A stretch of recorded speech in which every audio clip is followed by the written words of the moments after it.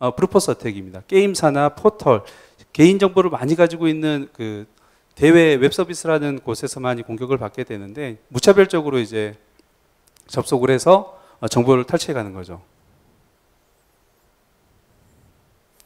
여기에서 이제 착한 봇과 나쁜 봇이 나옵니다. 이 세상에는 다양한 봇들이 있어요. 착한 봇이 있고 나쁜 봇이 있는데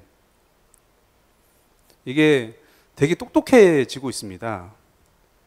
자, 여기 보시면 화면에 캡처가 떠 있어요.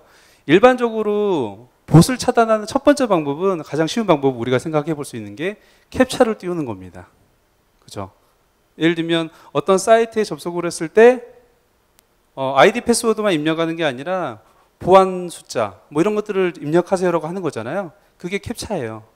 그런데 구글을 예를 들어 볼게요. 구글이 예전에 구글 캡처라는 서비스를 내놨어요. 그게 이름이 나중에 바뀌었습니다. 구글 리캡처 V2로. 왜? 첫 번째 캡처를 만들어 놨는데 이 봇들이 캡처를 다 입력하는 거예요. 그러니까 구글이 그걸 다시 버전 2를 내놨습니다. 실제로 봇들이, 프로그램들이 캡처를 다 따라 해요.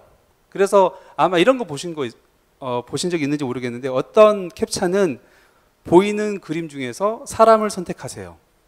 이런 캡처가 있습니다. 그래서 그림을 보면 고양이, 말, 사람, 자동차 이런 게 있습니다. 사람을 선택하면 합격이에요. 우리가 일반적으로 생각하는 캡처는 숫자나 단어, 영어 알파벳 이런 것들을 입력하는 거잖아요. 하지만 실제적으로 보면 우리가 눈으로 봤을 때 아주 쉽게 이해할 수 있는 캡처는 봇들도 다 할 수 있습니다. 그렇게 생각하시면 돼요. 그래서 실제로 우리가 생각하는 것처럼 봇들이 무식하지 않다. 그리고 우리 사이트에 캡처를 달아놨고 트래픽이 들어왔으니 이것들은 다 사람이다. 이렇게 판단하셔도 안 됩니다.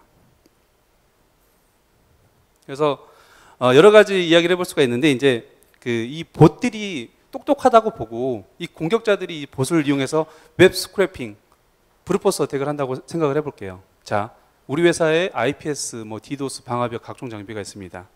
중국에서 그리고 북한에서 공격을 하고 있어요. 브루포스 어택을. 가장 쉽게 생각해 볼 수 있는 게 방화벽으로 IP 막는 거죠. 그렇죠? 자, 근데 IP를 바꿔버렸습니다. IP가 계속 바뀌어요. IP를 쫓아갈 수가 없습니다.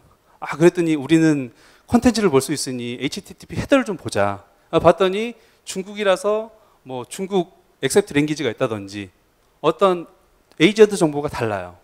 차단했습니다. 근데 이걸 변조해요. 그럼 또 회피가 되죠. 그리고 횟수로 막아보자. 임계치를 거는 거죠. 그랬더니 이 사람이, 이 공격자가 천천히 공격을 하는 거예요. 첫 번째 접속에서는 IP 1번, 두 번째 접속에서는 IP 2번, 세 번째 접속했을 때는 IP 3번, 네 번째 접속했을 때는 IP 4번. 자, 이렇게 공격을 합니다. 이 방화벽이랑 IPS랑 어떻게 막아요? IP도 다르지. 임계치도 적용할 수가 없지. 문제가 된다라는 겁니다. 실제로 중국발, 해외발 진짜 타겟팅해서 하는 브루포스 어택 하는 공격자들은 그렇게 해요. IP들이 계속 바뀝니다. 그래서 단순하게 스태틱한 방식으로 IP를 차단하고 임계치를 적용하는 것에는 한계가 있다라는 거고요. 그래서 이제 이건 약간의 F5 솔루션 자랑인데 F5에서는 핑거프린팅이라는 기법을 씁니다.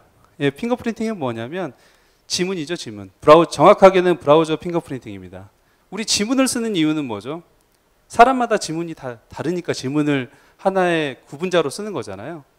브라우저 핑거프린팅은 구글링을 해보시면 브라우저마다, 사실은 브라우저는 아니에요. PC마다 핑거프린팅이 다 다릅니다. 정확하게는 사용하는 브라우저의 버전이 다를 거고, 사용하는 브라우저가 구동되는 OS가 다를 거고, 사용하는 PC의 해상도가 다를 거고, 사용하는 PC의 언어가 다를 거고, 다양한 정보들이 있잖아요.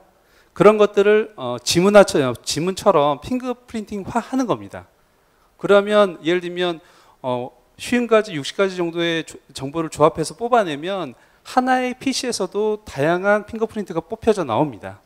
그걸 이용해서 이제 F5는 이게 어떤 단말인지 구분을 하는 거예요. 그래서 제가 아까 예를 든 것처럼 똑같은 PC에서 첫 번째 접속은 1번 IP, 두 번째 접속은 2번 IP, 세 번째 접속은 3번 IP 이런 식으로 계속 천천히 접속을 해도 F5가 봤을 때는 너 그 디바이스지, 너 그 디바이스지, 너 그 디바이스지 이렇게 알아챌 수가 있는 겁니다. 상당히 고난이도 기술이죠. 그래서 이게 그 약간 타겟팅한 공격자를 위해서는 아주 좋은 솔루션이 될 수 있다. 이렇게 말씀을 드릴 수 있을 것 같고요. 이것들을 위해서 이제 그 핑거프린팅 수집을 위해서 이제 그 자바를 발행을 하는데 이건 아까 김지용 부장이 이야기를 했고 다음 슬라이드에 또 있습니다. 그래서 이 디바이스 핑거프린팅은 제가 좀 설명을 조금만 더 드리면 사용자가 이렇게 요청을 하게 되면 사실 이 요청만 가지고 핑거프린트를 뽑아낼 수는 없어요. 왜? HTTP 겟만 날아오는데 이거 가지고 어떻게 세분할 수 있겠어요? 못하죠. 그래서 사용자가 요청을 하게 되면 우리가 자바스크립트를 보내가지고 핑거프린트 정보를 뽑아내는 겁니다. 그래서 이제 구분을 하는 거죠. 그래서 한번 디바이스 핑거프린트, 즉 우리는 디바이스 아이디라고 하는데 디바이스 아이디가 뽑혀져 나오면 이제 이게 구분자가 되는 겁니다. 이 사람이 웹 스크래핑 공격을 하든 브루포스 어택을 하든 IP는 중요하지 않아요. 이렇게 동작을 한다고 보시면 됩니다.